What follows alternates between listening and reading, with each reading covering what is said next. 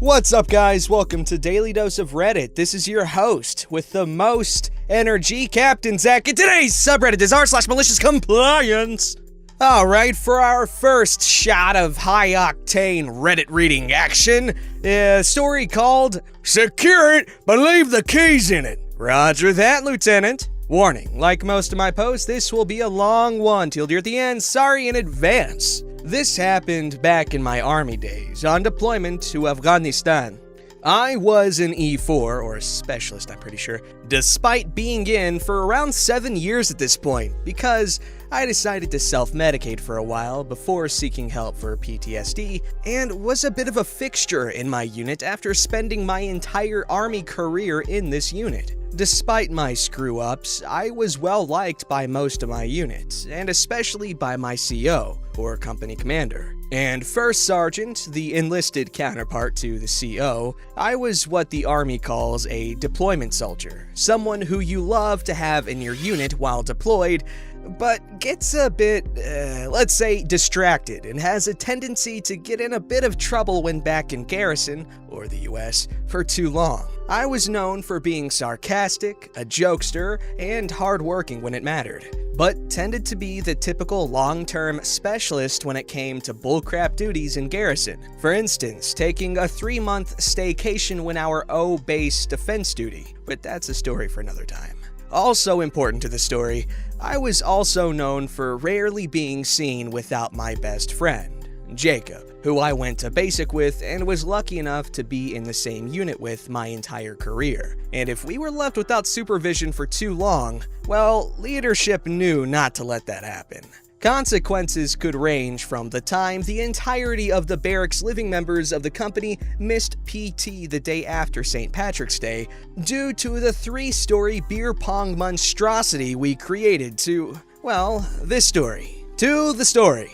I had recently been switched to ops, or operations. Basically, they put me behind a desk to be the armorer, the guy that makes the pew-pews go pew again when they stop pewing, from the front line, despite having no training and definitely not the best person for the job. This led to me being the lone person on the night shift, as troops tend to take very good care of their weapons when downrange, and if something does break, it usually has to go to the battalion armorers, the guys that were actually trained to fix them. So honestly, there wasn't much for me to do. I won't get into all my duties, but it wasn't much. It wasn't hard, and I was bored. Cute side note, the best nights were when the mine dog assigned to us couldn't sleep and came to the TOC, or the Tactical Operations Center, and I got to play with her most of the night. Back to the story. Before I was switched, Jacob was in the lead vehicle which hit an IED. He was medevaced out on a chopper, but luckily himself and 2 others were concussed and beaten up, but otherwise okay. Rest in peace to the driver, sadly. He was only 19 and was placed on life support, but it was removed at the request of his parents less than 24 hours later. Anyway, Jacob came back to the unit, but leadership was wary of sending him back on a mission too soon, and he was placed on night shift with me. To this day, even the CO and the PL, or platoon leader, usually a second lieutenant, aka Butterbar, can't explain why they thought putting he and I together on night shift, unsupervised, for 12 hours a night was a good idea. With both of us being well-liked and in our specific company for longer than anyone else there, we got pretty brave, and there were quite a few antics and pranks pulled on the company leadership, most of which were tolerated and laughed about, and I can go into detail later if anyone is interested. This antic, however, was not loved by the officers. Not at all. While deployed, military cooks serve midnight chow, which is exactly what it sounds like. Since we were on a larger base this time around, our unit was issued a gator. Think electric golf, except where the rear seat and club holders would be, there's a small dump truck bed. We would use this to drive to pick up midnight chow and drive back, and sometimes other members of the unit would use it for work or just to avoid taking the buses on base. Well, one particular morning, a group of lower enlisted took it to the gym and stayed longer than usual, and when the officers woke up, they wanted to go get breakfast, only to find that they had to use the bus because the gator was gone. Jacob and I were berated and told that we weren't supposed to let anyone below a platoon sergeant rank use the gator. First, we'd heard of this rule, but whatever. This happens all the time in the Army. Adjust and move on. Since we were ops, we were still allowed gator use, so we didn't care. That is, until one morning I left shift with the gator key still in my pocket, and they couldn't find them or use the gator until I showed up for my next shift. Thus, the gator use for anyone but the first sergeant, who never used it anyway, the CO, and the XO, second in command to the CO on the officer side. Usually a first lieutenant, but in this case, a butter bar. Our exact orders were, "The keys stay in the gator and no one uses it without our permission." And I was told off pretty harshly by the XO. Usually, you can get away with a bit of argument with a butter bar. The good ones, anyway, after you've been in the military for a while. And this XO was a really good one. I guess he was just having a bad day or something, I don't know. But I knew better than to press my luck and argue. There's more than one way to break in a new lieutenant, after all. So now we finally come to the malicious compliance. Jacob and I were fairly annoyed with the XO's actions, and since we had nothing better to do that night, and I sure as hell wasn't gonna let him think that his rank allows him to not give people decent human respect, we spent the first few hours thinking of how to teach him a lesson. Knowing the CO had left the brigade headquarters earlier that day, we came to the conclusion that since we couldn't bring the key inside anymore, but still needed to secure the gator, we'd need to get creative. That night, we decided that since we had to be inside and couldn't have eyes on it, we'd need to hide it, or at least place it out of reach. Outside on a smoke break, we saw the connexes, or railroad containers for civilian speak. They were stacked too high, with empties on top and extra supplies on bottom. We looked at each other and immediately knew what to do. We took turns building a makeshift ramp that night, and slowly eased the gator up to the top of one of the stacks, turned it off, left the keys in, and disassembled the ramp. Luckily, we left before the XO woke up, and the first sergeant didn't notice it was missing since he never used it. Getting back that night, we were a bit nervous, but when we walked in, the first sergeant tried to hide a smile. We knew we were in the clear then. Sure enough, the XO comes to us with a red face. "What the hell was that?" "What was what, sir?" "Don't give me that crap! The gator!" "Well, sir, you said we had to keep the gator secure from anyone without your permission. But we have to stay inside and couldn't see it. Since we had to leave the keys in it as well and didn't have any guidance, we thought the best thing would be to put it where no one can reach it." This is the point the first sergeant breaks down laughing, and the XO knows nothing will happen to us. So he says, "Okay, that was good. You had your fun, but don't put it up there again." "Roger, sir."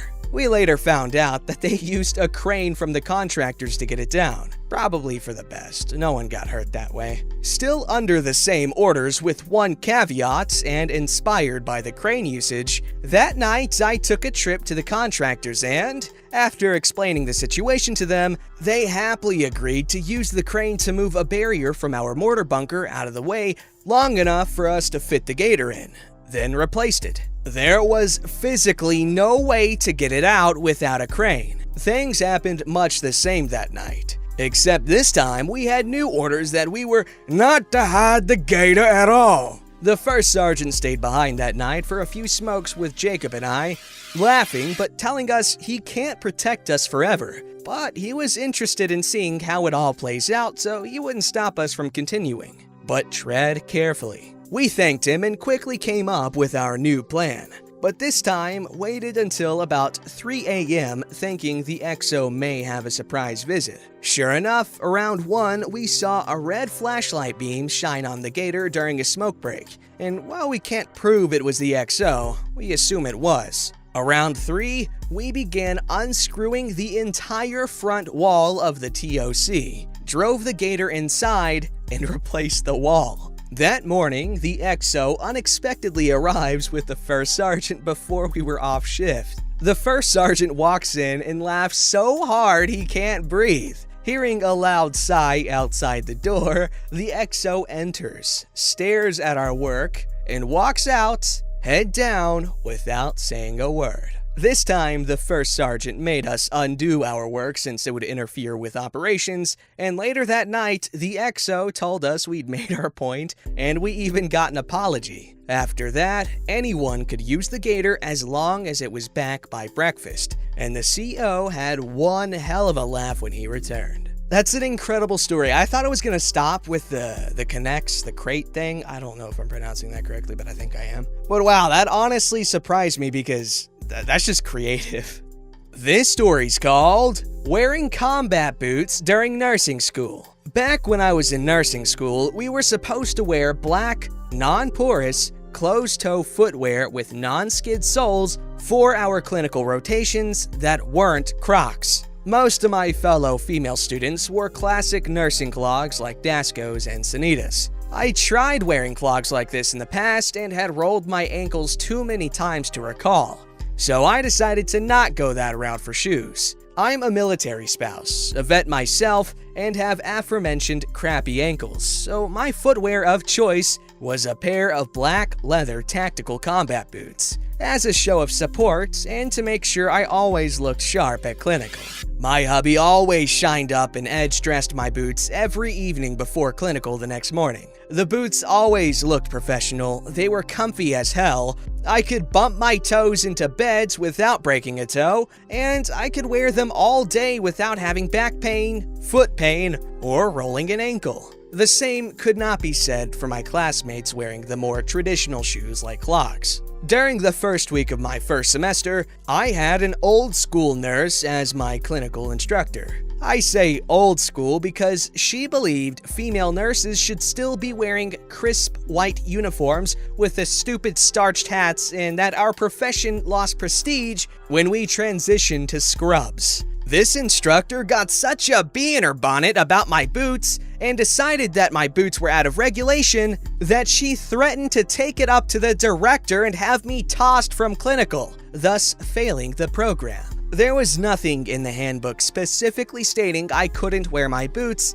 since it just stated footwear, which was black, well-maintained, non-skid, and non-porous. Check, check, check, check. Furthermore, the pair of boots that I wore were meant to be worn by EMTs, so they were waterproof, bloodborne, pathogen-resistant, puncture-proof, oil-proof, non-skid, and had reinforced toes. They were just as expensive as Dansko clogs and could handle lots more abuse. I knew I was in the clear, so I decided to keep on wearing them. The first day after the instructor commented on the inappropriateness of my boots, she did a uniform and shoe inspection to make sure we were appropriately attired. I, of course, was wearing my nicely polished combat boots. She failed me for the day based on my boots, so I politely objected, stating that my boots fell within the definitions of acceptable footwear in the handbook. She literally marched me to the director's office like I was a kid caught stealing cookies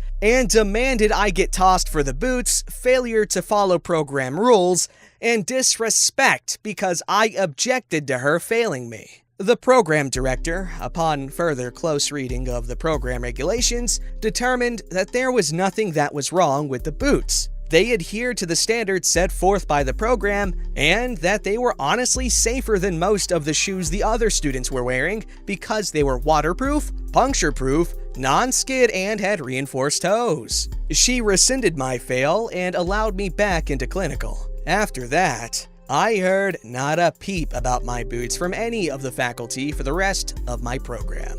Fast forward to graduation. I had been wearing my combat boots since I started, and I had no intention of stopping, especially since many of the vets that I cared for during clinical always reacted positively to them. Our nursing pinning ceremony, the event where we receive our nursing school pins and are officially recognized as nurses, has an all-white dress code. White uniforms, starched white hats, white closed-toed footwear.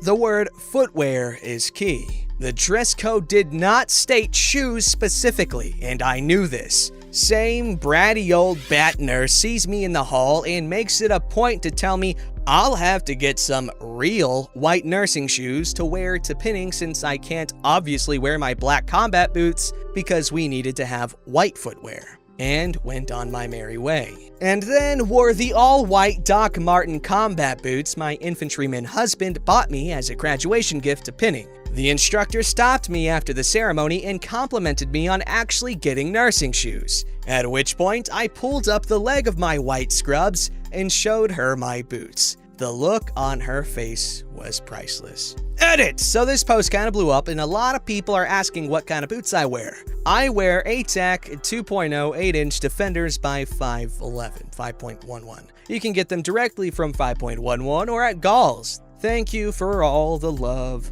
You're welcome.